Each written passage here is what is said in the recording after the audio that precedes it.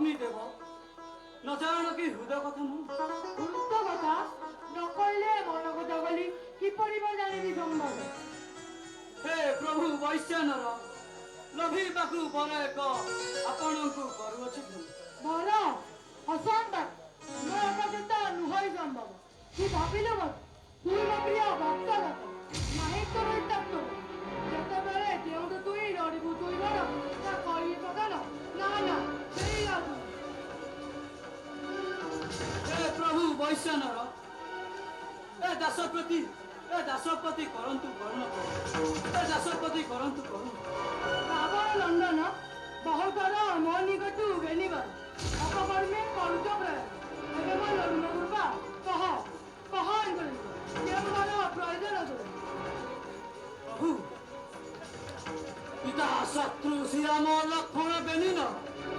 ସମାଜ ପଥେଇବି ଦୁହିଁକୁ ଦିଅନ୍ତୁ ଏହି কি କହିଲୁ ଇନ୍ଦ୍ରଜିତ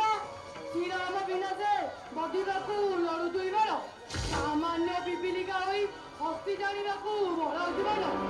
ହୋଇଛୁ ମମନ କରିବାକୁ ଇଚ୍ଛା କରିବା କଥା ଚନ୍ଦ୍ର ଶୁଣ ମୂର୍ଖ ରାମଚନ୍ଦ୍ର ସ୍ୱୟଂ ପରମ ବ୍ରହ୍ମ ଜଗତର ଠାକୁର ଲୋକମତେ ଅନୁଜ ଦାନ ତେଣୁ ଯାଦବ ସୁତ ଶ୍ରୀରାମ ବିନାଶେ କିଛି ବର ଦେବି ନାହିଁ ତତେ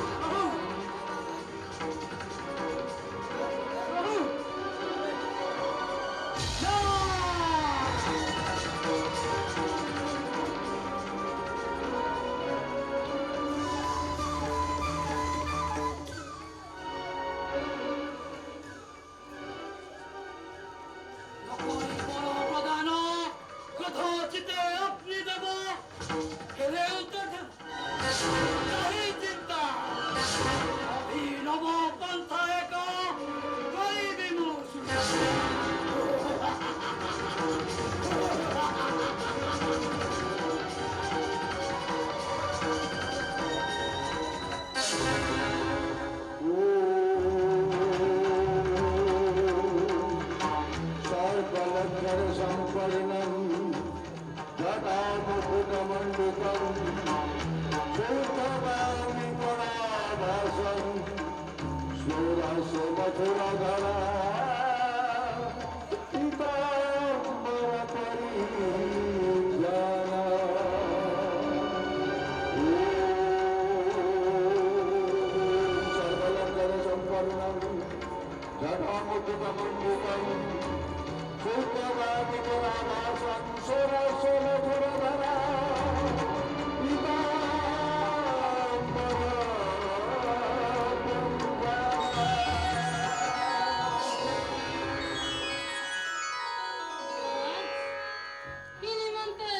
চিন্তা কলে মতে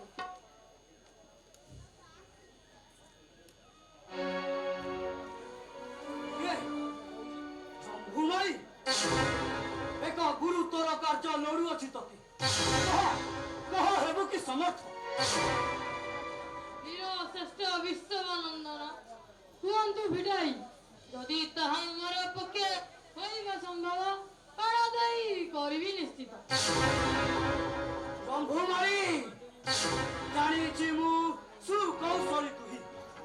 ମାୟା ଛଳେ କରିପାରୁ ଅଭିନବ ତେଣୁ কি କରିବୁ ଶୁଣ ମୋର ବାଣୀ ମୋର ପକ୍ଷେ ଯେତେ ଶୀଘ୍ର ସମ୍ଭବ ଏକ ମାୟା ସୀତା କରିଦିଅ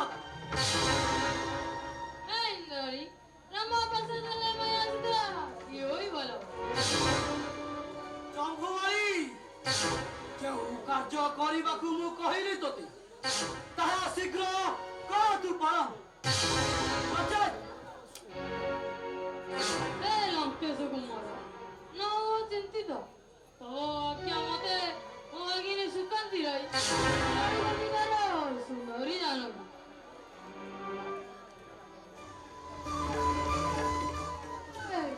ସୁକାନ୍ତି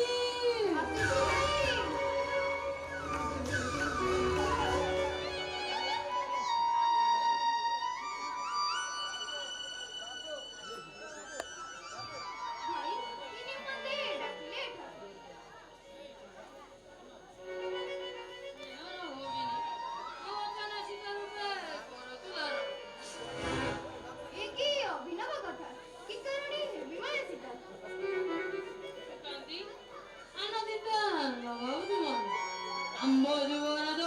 ତତେ ନେଇ ନମସ୍ତେ କହିବେ ତତେ ଅଯୋଧ୍ୟାକୁ ଫେରିଯିବେ ସୀତାପତି।